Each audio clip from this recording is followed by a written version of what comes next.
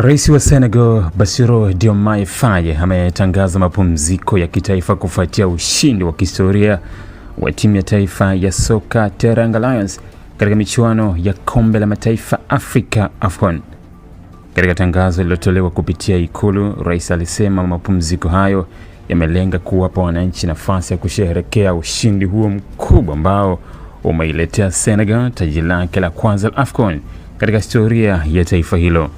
Rais alisifu juhudi, nidhamu na uzalendo wa wachezaji pamoja na benchi la ufundi, akisema ushindi huo umeunganisha taifa na kuinua hadhi ya Senegal barani Afrika na duniani kwa ujumla.